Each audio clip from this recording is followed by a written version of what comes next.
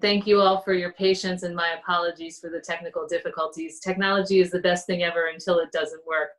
But you know, we're very honored to be joined here today by my guests, the Virginia Secretary of Health and Human Resources, Dr. Daniel Carey, who's going to have to jump off the call momentarily, so we're going to go ahead and toss to him in a moment. But we're also joined by William Walton, who's the Unemployment Insurance Director of the Virginia Employment Commission, and Dr. Gloria Addo-Ayensu, who is the Director of the Department of Health of Fairfax County.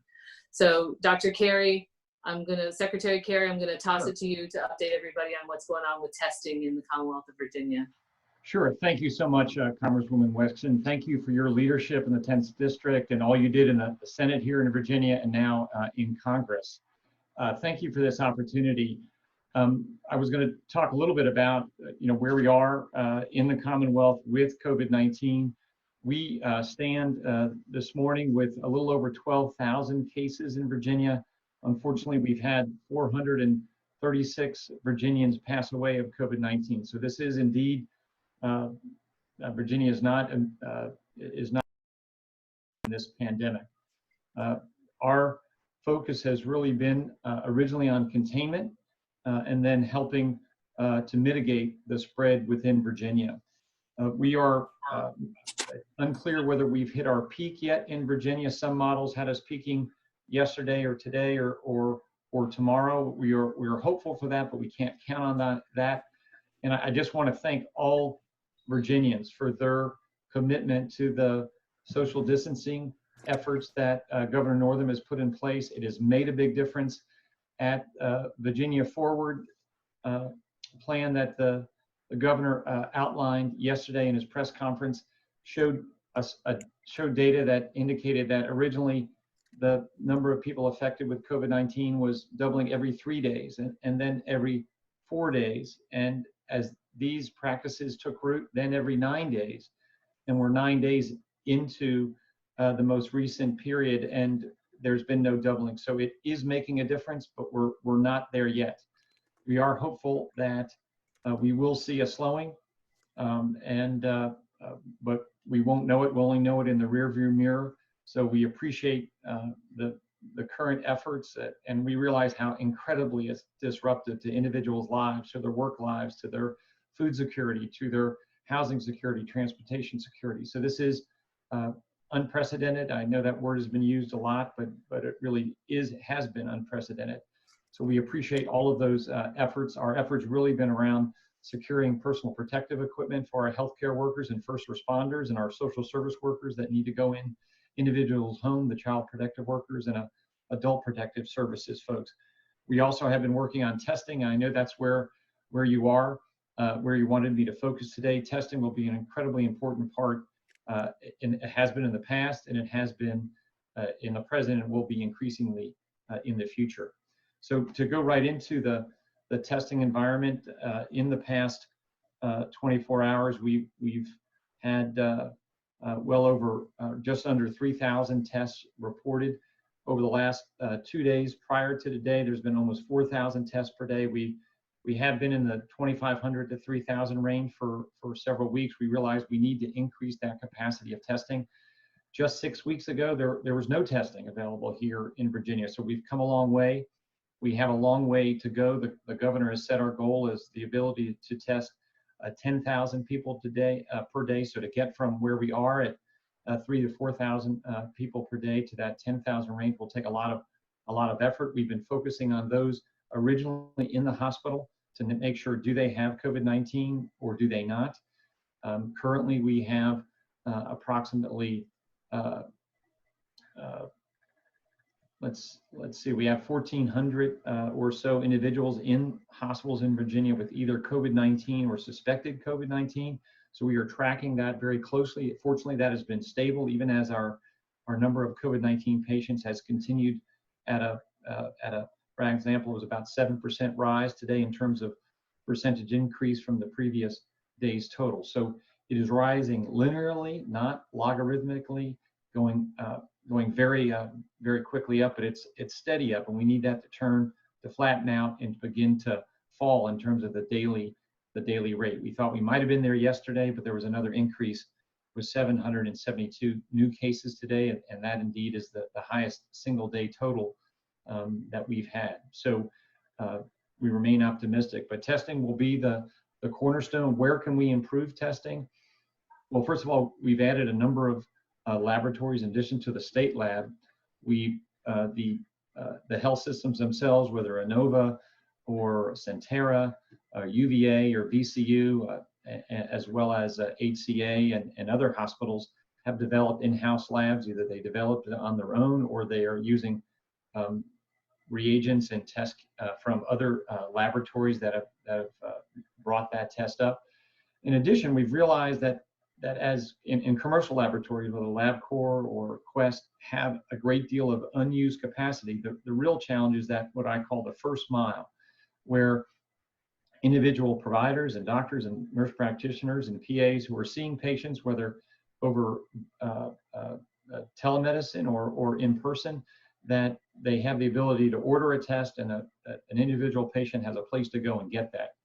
And we realize that PPE, personal protective equipment, has been a limiting factor. So we are working with our health departments. We are working with the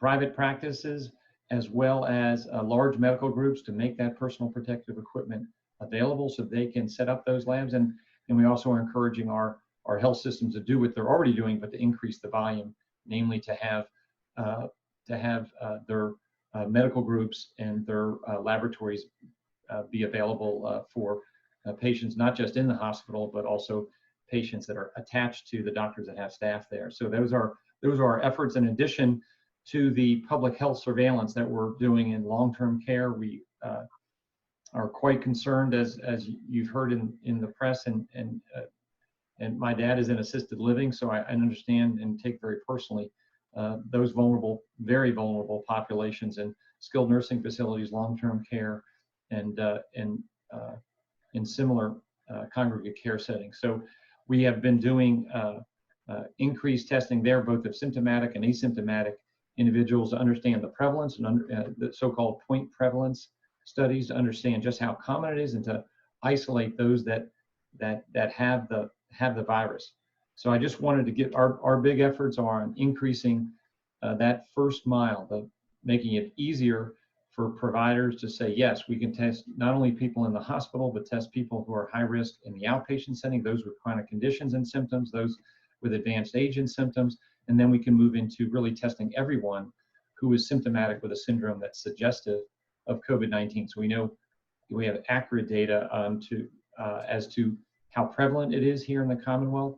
And then as the health director here in Fairfax knows even better than I do, that how important then to test asymptomatic individuals in a systematic way around the Commonwealth in a sample to understand just how much it has spread, and because that gives information on how where we are in reducing the new contacts and new cases, and also gives us information as to how vulnerable the population is, because in fact, if comes the summertime, 20% have already been exposed. That's a different situation than if 40% have been exposed or 10%, because that's an indicator of how many people are vulnerable to future infection. So I hope that helps. I've got to slip off on a call right now, but I really appreciate this opportunity, and I would love the opportunity to come back for future calls. So thank you very much, Congresswoman, for your leadership and for all of your efforts at the federal level to make sure that we in Virginia have the tools we need to address this unprecedented pandemic. So thank you so very much. Thank you, Secretary Carey. I really appreciate your coming and joining us here on this call. Now, my apologies again to everyone else for the technical difficulties. For those of you just joining us, you know, it's been a challenging day technology-wise, but I'm glad we're here, and I'm even more honored to be joined by these great guests. So I just want to talk a little bit about what we've done most recently in Congress, and then I'll toss it over to my guests to introduce themselves. We voted on Thursday to pass an interim emergency funding bill to help get more relief to small businesses, hospitals, and healthcare providers, and to expand testing. So that bill included $310 billion in additional funding for the Paycheck Protection Program, which includes $60 billion set aside for the smallest banks, for community banks and credit unions. We all heard the issues that were going on with a lot of the money going to big multinational corporations and not enough to Main Street businesses. And I certainly heard it in my district, certainly that so many of my small businesses were not able to access those funds. So we did make sure to set aside 60 billion of it to make sure that they have better access to these funds. We also put another $60 billion into the SBA's disaster loan programs. Those are the economic injury disaster loans and grants that I know many businesses in my district have applied for, because you can apply for both that and the Paycheck Protection Program, and one may be a better fit for an individual business than the other. We also included $100 billion for HHS. Of that, $75 billion is going to go to hospitals and healthcare providers who are in desperate need of this money. They're on the front lines going through tons of PPE with workforce working overtime, and also includes not just hospitals, but also healthcare providers like nursing homes and assisted livings who are, as Secretary Carey pointed out, facing unprecedented challenges. Now, the Senate's original proposal didn't do enough to address small business needs and didn't include any money for hospitals or testing. So I'm glad that this legislation was passed, but it still didn't go far enough. I'm on the phone with constituents and businesses nearly every single day, and I know that we need to do more. So we're already working on the next round of COVID legislation, which we hope will include, and I'll be fighting for, funding for states and localities. Because remember, these are the funds that support services and critical services like fire and EMS, like police, like teachers who are working every single day to keep us safe and keep our country up and running during this crisis. More direct cash assistance to individuals and families. I've heard from a lot of constituents who were locked out of the one-time stimulus payment because their income from a previous tax year was too high, even though they've been out of work for weeks. So, those folks shouldn't be locked out of those funds. We need more small business relief that is in a form that is easier to get to the small businesses who really need it most. We need measures to help secure our elections, funding for the United States Postal Service, better healthcare coverage for the uninsured, and additional rent and mortgage protections. I understand that people are hurting. I know that this has been very challenging for everyone, and I get it. My office is working around the clock to help constituents, and do not hesitate to reach out if there's anything we can help with. We have a comprehensive resource guide online with all kinds of helpful links at my website, wexton.house.gov. Everything from food assistance to navigating SBA's lending programs to helping to secure unemployment benefits.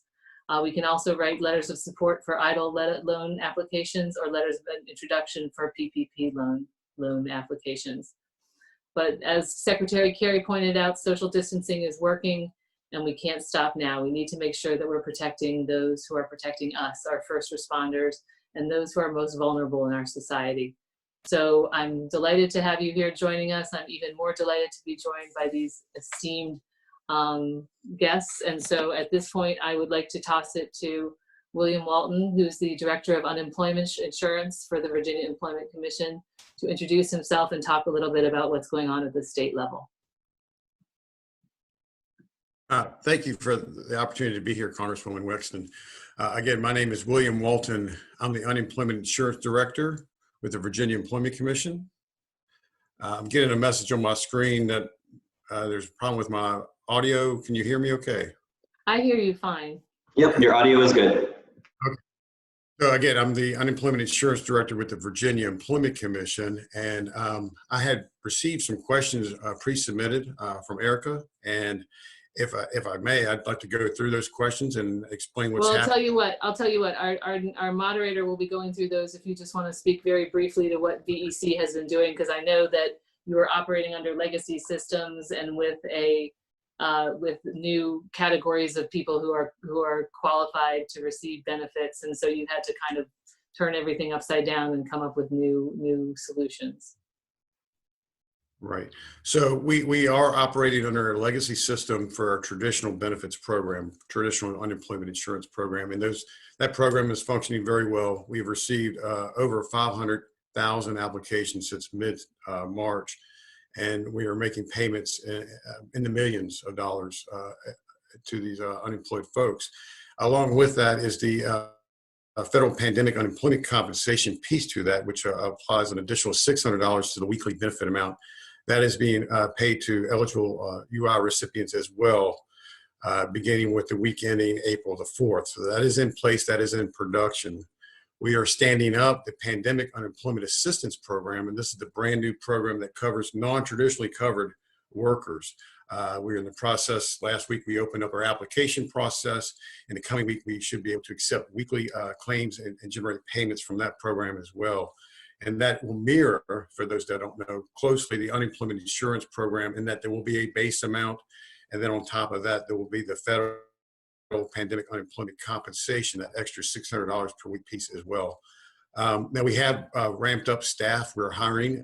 We have stood up an auxiliary call center with an additional 100 folks on board to take calls and help folks get access to us more easily.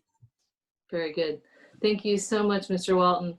And now I'd like to toss it to Dr. Gloria Addo-Ayensu, who is the head of the she's the Director of Health in Fairfax County. Dr. Addo, could you tell us a little bit about what's going on in Fairfax County? Thank you, and good afternoon to everyone, and thank you for having me as part of this program.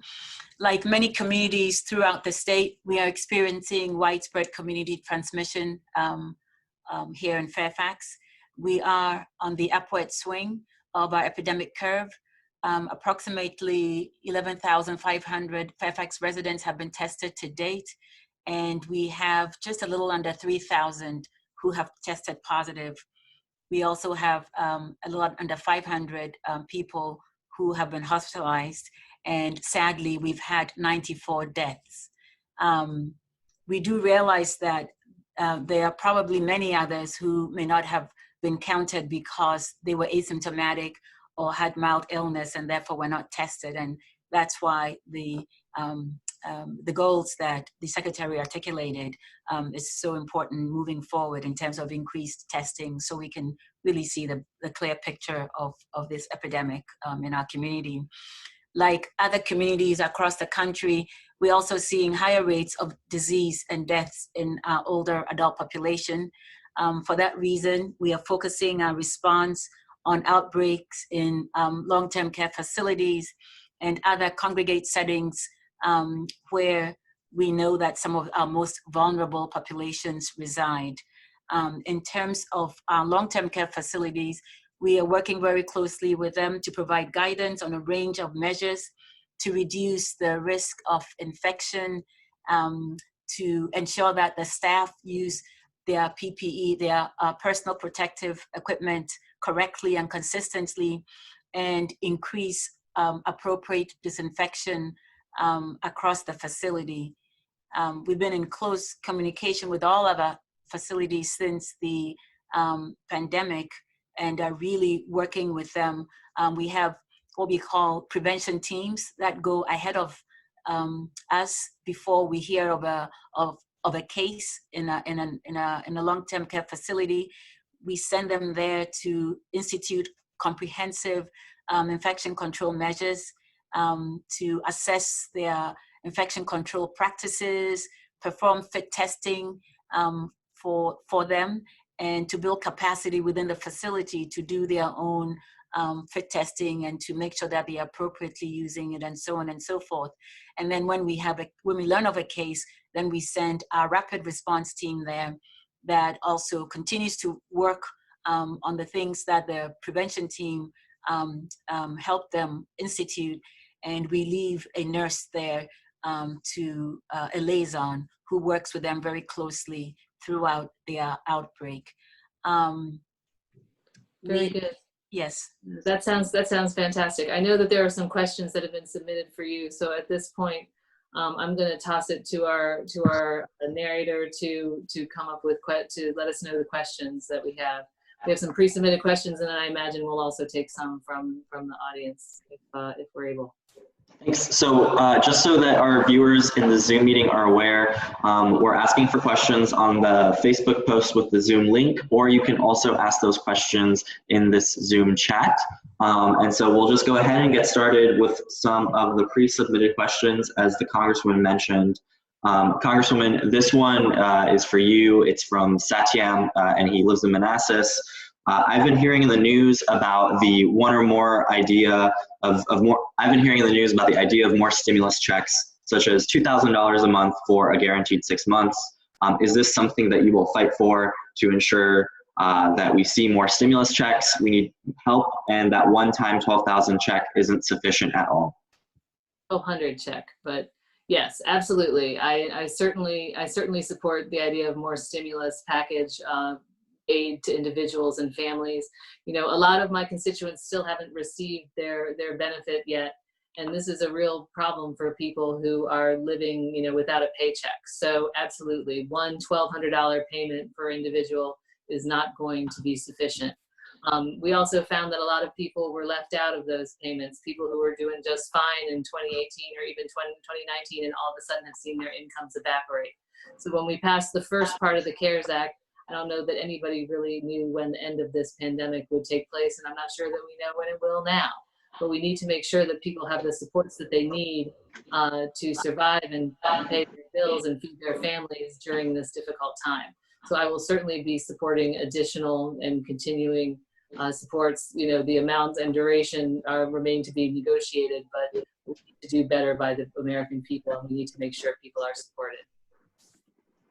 Doctor, this question is for you, and it comes from Sarah from Vienna. She says, my grandmother is in an assisted care facility in Ashburn that has had staff test positive for COVID-19. Residents who have been exposed to nurses who have since gone into quarantines have not been tested. What are residents' rights to leave facilities that are experiencing a potential or likely outbreak? What can their families do to ensure they're getting proper care? So it is very disheartening how you know, our elderly are disproportionately impacted by COVID, together with others with underlying medical conditions. And so it's very important that they are kept as safe as possible. And, you know, very recently, on top of what I had said that we were doing with our long-term care facilities, the Centers for Medicare and Medicaid Services have also imposed critical new measures and reporting requirements to keep our nursing home residents safe. We are working to, we already perform testing on anyone who is symptomatic, both our residents as well as our staff. And recently, as there has been new guidance from VDH, as well as increasing availability of testing through UVA, we are exploring the feasibility of testing both asymptomatic residents and staff in certain facilities that are experiencing outbreaks. And the health department will be working with facilities to increase their capacity for testing, as I had said earlier, and provide the guidance and support. So we actually started, we are on our second facility right now. There's a team out there that is doing that. And we look at certain parameters in deciding how to prioritize and move through the facilities where there is testing. In terms of taking out a loved one, I think that anyone who is able and wants to take out a loved one, I don't think they are prohibited from doing so. And so that's something that maybe they could work with the facility administration. Obviously, anyone coming out of a nursing home at this point and joining a home, joining family at home would have to be quarantined just because there are outbreaks within these facilities, to make sure that, number one, they are able to identify when that individual is ill, and so that they can get help quickly, and also to protect others within the household where the family member would be joining. Thank you, Doctor. Commissioner, question from you comes from Thomas from Centerville. So he is self-employed, and he asks, how long after I'm approved for my benefits should I expect to receive my first check? Okay, so the question was from someone who is self-employed. So I'm going to assume that they have no covered employment and would not qualify for the regular unemployment system that has been in place for years and is functioning because we have wages on file for those affected workers. And in his case, if he's self-employed, his wages would not be reportable. So when he filed a regular state claim, it would come up that he was not entitled. That allows us then to accept an application under the Pandemic Unemployment Assistance Program. And if he has filed regular UI and gotten that zero determination, he should have been received notice to file the PUA application. And if not, there's instructions on our website of how to do that. We started taking those applications as of last week, and we've taken roughly 60,000 in the 6 days since it's been live. In the coming week, last night, I should say, messages went out to those that have filed those PUA applications, advising them that the next step is coming. And that next step is going to come in the next week, where they'll be offered to the weeks to claim, and that will generate their first payment to them. That will be the base pay under PUA, as well as the $600 of pandemic unemployment compensation. So to answer the question, if this is a PUA applicant, the benefits application is open now, and weeks will be offered later this week. With the first payment, we have a target of by the end of the week to be released. Thank you, Commissioner. Congresswoman, this question is for you from William from Cross Junction. The U.S. Postal Service is in the news as being in danger of insolvency and is important to many Americans who receive services and communications not on the internet. For example, as a regular Army retiree over the age of 65, my pharmacy benefits are required to go through Express Scripts, which deliver chronic medications by mail. What will happen to us and others who receive medications by mail? Are we going to look at the USPS as a revenue center or as a service to citizens?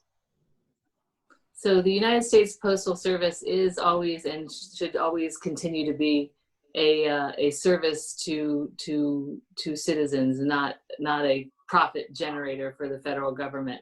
And part of the problem is that the Postal Service and letter carriers are treated differently from other agencies in that they have to fund all their pension obligations immediately, unlike everybody else. So that causes them to be cash strapped, and it's getting even worse now under this pandemic. But meanwhile, we're even more reliant on the Postal Service for things, not just what you order online, but as you pointed out, many people get their medications through the mail. And also, things like stimulus checks or Social Security checks come through the Postal Service. So we need to make sure they're protected. I will continue to fight for them. There are a number of proposals on the table to assist them in this time of their time of need. And one of the proposals is also to allow post offices to expand the kinds of services that they provide, because every town in America has a post office, and that's a great point of contact for people. For other services that the post office is now prohibited from participating in. So we're looking at everything on the table, but don't worry, I will fight every single day to protect the Postal Service. Thank you. Doctor, this question is from Lori in Manassas, and she's asking where she would be able to get antibody testing. And if you could just sort of tell us a little bit more about where we are in that process. So antibody testing, there's so much that we've heard about antibody testing. I believe there's something like 90 or whatever of them around. You have to be very careful. These have not been, very, very few of them have been evaluated by the FDA, and they're not approved. And some of them don't even differentiate between, the coronavirus that causes the common cold versus this coronavirus that causes COVID. So we're very early in the widespread availability of antibody testing. CDC is working on a antibody test, and when that becomes widely available, it'll be truly a game changer for this pandemic, and it'll be very helpful for a number of reasons in terms of helping us determine what our true prevalence is, in terms of how many people who have been, what proportion of our community has been already infected and are therefore immune and can maybe be part of the careful strategy for reopening, so that when we reopen, we don't have a situation where the infections come roaring back and we have to clamp down again. So we don't have antibody testing available here in the county, but we are looking. We have in our lab, we have a lab that is currently performing the PCR test that detects the antigen. So we are looking for a credible test kit that we can also evaluate and see how we can use that in the long term as we work towards reopening and trying to get a better understanding of this epidemic in our community.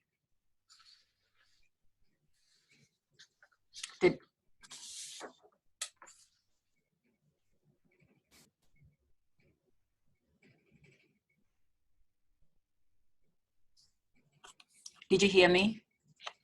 Yes, I don't know Yes. if we lost. I don't know if we lost. Sorry. Her. No. I forgot I was on mute. Thank you, Doctor. Commissioner, we have a question for you from Parisa from Leesburg.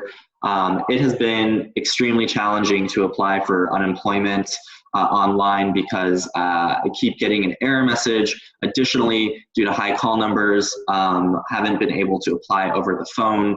Can you tell us what is being done to address the issue?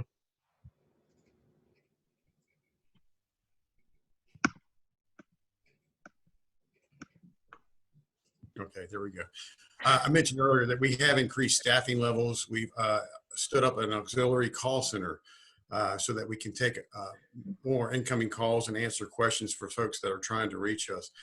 As of yesterday, we've added an additional 100 customer service representatives to perform that very function. I do know that we had some latency issues with their website and where folks were trying to file online. So there were times where there were heavy workloads and the system was slow, so to speak. It never crashed, but there were times where folks had more difficult times than others getting through to us. I would encourage you to, if you haven't filed, to please keep filing, try again online, or call our call centers because we have more staff and you should be able to do much more easier now. Like I said before, we processed over 540,000 claims since mid-March, both on the internet and by phone. So I encourage you to please reach out to us again, because if you're unemployed, we want to get your claim processed. Thank you. Congresswoman, this next question is for you, and it comes from William from Gainesville, and it's a two-part question. Number one, how close is Congress to conducting its business remotely during times of pandemic or emergency? And number two, how can we citizens observe and channel questions, comments to our representatives during remote meetings or even during regular citizen sessions? We want to be participants in some way during these important times. Excellent question. So with regard to the first part of your question, which kind of builds into the second part, we are working on it. You know, we're going to have to change the way that we do business in Congress because we're not going to be able to conduct our committee meetings the way we always did. You know, we're in tight quarters, everybody's crammed together, and we're in there for hours at a time in these rooms. So obviously that's not going to be possible during this pandemic. But by the same token, it's important that we get back to work and that we conduct oversight and that we conduct the regular order and regular business of government as well. Now, we've been working this whole time remotely, you know, and my office, quite frankly, has been busier than ever because of all the reaching out to constituents and helping them as best we can with their issues. But we do still have regular legislation and regular order that we want to get back to. So there is a bipartisan group looking at this now. there are considerations both with technology, the amount of technology, the security of the technology, and constitutional concerns that are all part of the consideration. As you could see from the technical difficulties that we had here today, you know, technology is great until it doesn't work. So we need to make sure that whatever we do, it has adequate security, because that's obviously very important. And we also need to make sure that it's transparent, because citizens need to be able to participate as well. And so that's another important thing that we're doing. So we will, you know, if you want to know more about what's going on a day-to-day basis, follow my social media. My Twitter, my Facebook has a lot of information about that for my newsletter. And please do not hesitate to reach out to my office, call or email if there's any issue of particular concern to you that you see needs to be addressed or isn't being addressed. But we will not move to a vote or any sort of different sort of voting or conducting business unless it has adequate transparency and security. Thank you for your question. And just one note, as this town hall was regularly scheduled to go from 1 to 2, and since we started at about 1:15, Congresswoman, and also our guests, if you're able to stay on with us to 2:15, that would be terrific. But otherwise, Congresswoman, we'll try to keep the virtual town hall live for the entire hour. I hope that's okay with our guests. I mean, I certainly can stay. I hope that they're able to stick around for a little bit longer. Certainly. And so, Commissioner, just because I want to make sure we have time to get to some of these live questions that are coming in through the chat, we just had one that would be relevant to you. I'm going to go ahead and unmute you as I ask the question. So this is from AI Wolf in the chat room. I am a PRN employee teaching at Innova. All classes were canceled on March 20th and won't start up before the end of May at this time. Since my working hours have been reduced to 0, am I entitled to receive unemployment insurance? I'm a W-2 employee. Okay, so absolutely. Anyone who is not working in total or partially unemployed should file a claim for unemployment insurance. The scenario that you just laid out with the gentleman that asked the question is not working and not being paid. He is the definition of unemployed and should file a claim. He noted that he was a W-2 employee, which tells me he's going to apply and be paid through our traditional unemployment insurance system, not the PUA. That's the new program that we're standing up. He should file online at www.vec.virginia.gov to file his application. And I can also offer the toll-free number, since this is being recorded. The toll-free number to file the claim is 866-832-2363. Thank you, Commissioner. Doctor, this question is for you, and it comes from Jen from Percival, although we get this question over and over again from all types of folks. Why can't people that are low risk start to return to work now, and those that are high risk remain quarantined? So the issue with the stay-home orders that have worked very well in flattening the curve, all the social distancing, it's been very effective, as the Secretary said, in flattening the curve. However, the measures we've taken so far will not protect us from the virus, because it's a new virus from which all of us are vulnerable to and have no immunity. So the vast majority of us continue to be at risk of infection. And if that were to be the case, it will take us back to exactly where we were before all these social distancing or physical distancing measures were put into place. But however, as we talk about reopening, it's important that we carefully plan for this gradual return that is guided by a plan that is based on science. And, many jurisdictions are already doing that, making sure that We have testing to find infected people, effective isolation to ensure that all of those who are infected are able to be isolated properly, and that there is effective person-to-person contact tracing to warn those who have been exposed as a result of being in close contact with someone who's infected, and then the ability to quarantine those people who are found so that if they become sick, they won't infect other people. There's so much of us, there's so many people that are susceptible that just opening the floodgates and having everybody go back, with the exception of those who are high risk, unfortunately will not be sufficient to protect them. And so it has to be very carefully planned. And the other things that we don't know, that's why the testing is really important, both the PCR testing for those who are symptomatic, as well as the antibody testing to identify those who may have had asymptomatic disease. Thank you, Doctor. Congresswoman, this question is from you, and it comes from David from Hamilton. Do you support Speaker Pelosi trying to insert non-COVID-19 matters in the emergency legislation that was intended to help citizens and small businesses when her markups having zero to do with helping people during this pandemic?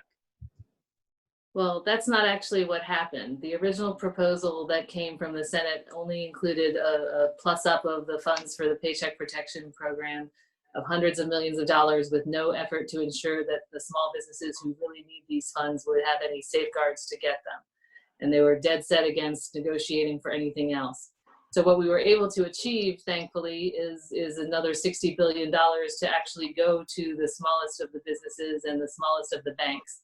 Also, more funding for disaster loans, for those economic injury disaster loans, which had also run out of money, and which, you know, are a better fit for many businesses than the Paycheck Protection Plan. And so also the $100 billion for hospitals, healthcare providers, of which 75 billion is going to them, and then another 25 billion going for testing, which, as we have heard over and over and over again, is something that we absolutely need in order to be able to open up the economy again and get people working again. So this is 11 billion of that is going straight to the states for them to conduct their own testing. And then the national government and HHS are going to come up with a strategic national testing plan for the first time ever, so that we will be able to hopefully get everybody back to work in a cohesive and coherent way that does not unduly endanger people. So those are all things that definitely help those who were hit hard by COVID-19. I fully believe that we have more to do. I mean, I would have loved to have seen money for states and localities there. They don't have to start laying off police officers, teachers, and firefighters. But, you know, we will hopefully get more legislation passed in the future that will include those safeguards as well. Thank you, Congresswoman. Commissioner, this question is for you. If I have already received denial for traditional unemployment, how long will it take to get a phone call or a text message about PUA? Yeah, so I don't know when this question was submitted, but hopefully since filing that claim, that person has now received first a text message from us.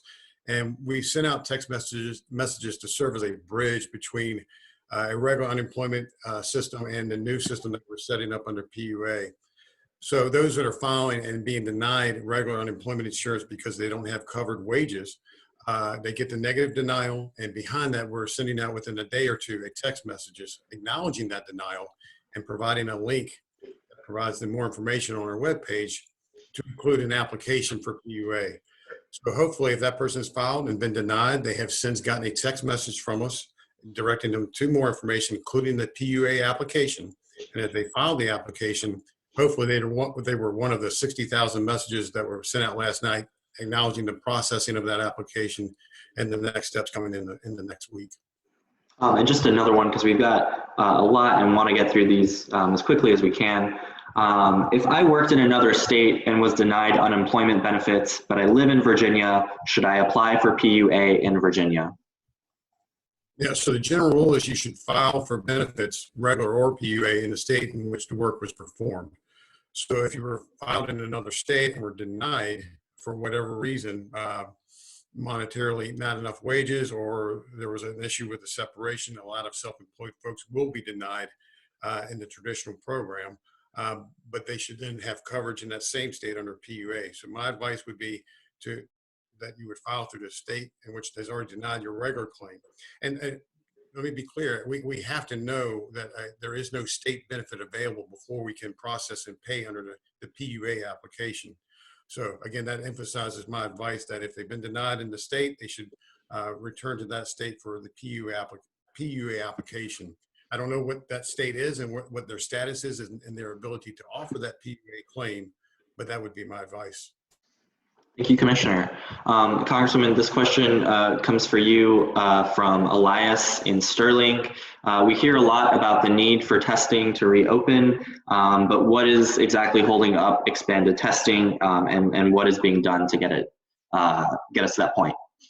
So I hope that some of those questions have already been answered. I know Secretary Carey talked about it a little bit, and I also just spoke about the $25 billion for testing, $11 billion for the states, and the remainder for the feds to come up with this strategy. So hopefully those measures will start to help with this process. But part of the problem is that the president has refused to engage and to take full advantage of the Defense Production Act for the production and distribution and a national cohesive strategy for the deployment of testing across the country. And had he done so months ago when a bipartisan group of us asked him to do that, we would be in a much better place than we are today.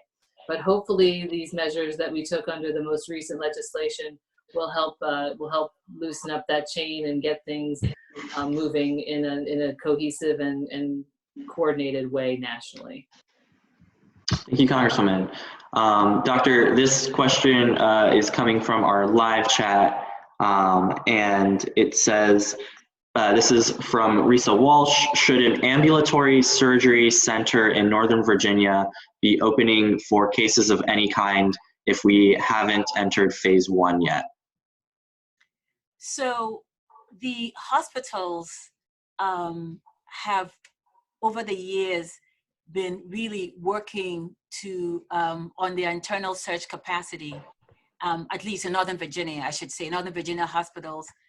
They've been working on that for over a decade of how they can do the internal surging by identifying space, equipment, and personnel needs, and have a plan of filling those.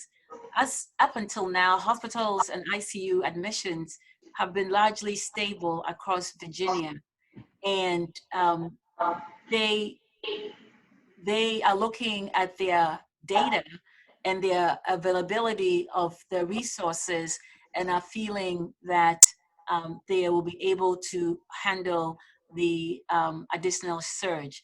I think it's very important that we all work together and look at the planning of how reopening looks like and track. So long as our reopening process is done very incrementally and given time, each time we, turn up the faucet a little bit more for us to take some time to see the impact and to make sure that it's not creating a large number of patients, and therefore the hospitals are not overwhelmed, because that's at the crux of it. The whole point of the social distancing measures so far was to flatten the curve and to prevent the overwhelming number of patients that would have flooded the emergency rooms and the hospitals, and would therefore have resulted in rationing of beds and ventilators and so on from happening. So I think going back online has to be done very, very carefully and in conjunction with what the state and local jurisdiction plans are for reopening. Thank you, Doctor. Commissioner, this question is from the Zoom group chat, and it comes from Maria Nestoros, and they're asking, do you have to wait for a letter or text denial before applying for PUA on the new link after filing on the traditional link? So no, but to be clear, the first step is to file the traditional regular unemployment insurance claim. But you do not have to necessarily wait for a text to then file the PU application. I would, however, wait for that text message, because we're now sending them within a day or two after the regular claim is filed. Certainly don't have to wait to get a letter of denial in the mail, but we are sending those texts within a day or two of the original application file and denial under the regular program. You get a text message with a link to our webpage, and you can enter in the PUA application there. And it is important to file the regular claim first, because we then will confirm with the traditional claim process that there isn't a valid state claim, so that we can then proceed with the PUA application piece. Thank you, Commissioner. Congresswoman, this question is for you, and it comes from Venetius from Chantilly. Given how prevalent COVID-19 will be for the foreseeable future, will you push for the passage of the Emergency Telework Act, which would require federal agencies to maximize telework policies for all federal employees? Well, this crisis has underscored how important it is that people be able to work remotely when they can. And one of the problems that we've had with this administration is that they have rolled back telework protections for federal employees. So I will definitely look into that specific federal legislation, but I've already helped introduce the Telework Metrics and Cost Savings Act, which would expand federal telework. I have followed up with agency heads personally when constituents have expressed that their workplace is not maximizing telework. And I have urged the president to mandate telework for all eligible federal employees through an executive order, which the president can do. But certainly telework, we know that it boosts productivity, it helps with retention, and it should have been in place more than it was at the time that this pandemic broke out. It shouldn't take a pandemic to get people's attention on this issue, but I'll keep fighting for it even when we get past this as well. Thank you for your question. And one last question before I hand it over to the Congresswoman to close us out. And this one is for you, Doctor. How will we know it is safe to start returning to some sense of normalcy, and what might that look like over the next couple of months? So first of all, we have to be confident that the number of new cases is shrinking. As the Secretary said, we are still seeing increase in cases. Certainly in Fairfax, as I mentioned, we are in our acceleration phase. So we need to be able to peak and then begin to go down. And then we have to also look at the fact that healthcare workers have the necessary equipment and so on to be able to take care of patients, and that the hospital capacities are such that they are able to take on increased cases. We have to also be able to trace back cases that we find back to a source. And that's where all that contact tracing that you've heard about comes into play, because we can't have any cracks in the system in terms of our ability to find people, quickly isolate them, find their contacts, quarantine them, observe them, monitor them, and make sure that if they become sick, that they are quickly isolated and the contacts are found. It's this cycle that we have to be able to do it without missing a beat. But it really has to start with cases coming down significantly, which we are not there yet. So, many people have asked about So when do you think it will be able to get there? And I've said to them, instead of focusing on a date, we should be talking about focusing on the conditions that have to be in place before any such reopening measures will be implemented. And across the state, across jurisdictions, we're working with our governments. VDH is working with the secretary and the governor to facilitate all of those measures that need to be in place for a smooth reopening whenever that happens. And if I may tag on to something that one of the earlier questions was talking about long-term care facilities. There's a lot that has been said about long-term care facilities, and I have mentioned that we're working very closely with them. I also want to assure people who have loved ones in long-term care facilities that the long-term care facilities that we've been dealing with so far, where they have had outbreaks, are doing everything possible to limit the disease transmission within their facilities. Everything that we have asked of them, they have done, and they continue to ask what more they can do. So we provide them guidance on how to identify cases as early as possible, including education on some of the atypical symptoms that might indicate that one of their residents might be ill with COVID. We help them with staffing recommendations to limit potential spread, things like screening. They're screening their employees for fever and respiratory symptoms at the beginning of their shift. And if they are ill, they're excluded from work. We've recommended, and they are utilizing universal face masks for their staff while they're in their facility. And if they don't have supplies, we supply them with PPE that they might need. They have designated special providers or staff who are responsible for caring for people who are sick. I can go on and on and on, but there are so many things that they're instituting right now. And as I said, we have a liaison there who is observing them and identifying gaps and bringing it to our attention as well as to theirs, and together looking for solutions to identify those gaps.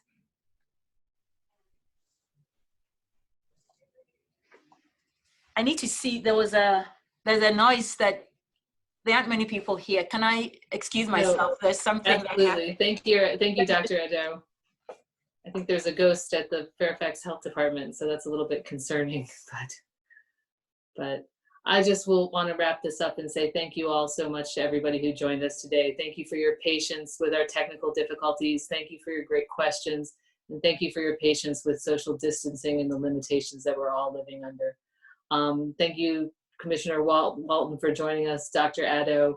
I hope that you guys the audience learned something from the questions and the answers about what's going on. But please do not hesitate to contact my office if we can be of any kind of help to you. If you have questions that weren't answered, let us know. We'll do our best to answer them offline. But we are here and available as a resource to help hook you up with whatever you may need. I know that these are challenging times, but we are truly all in this together, and we will come out stronger on the other side. Thank you so much. Thank you, everyone. The meeting is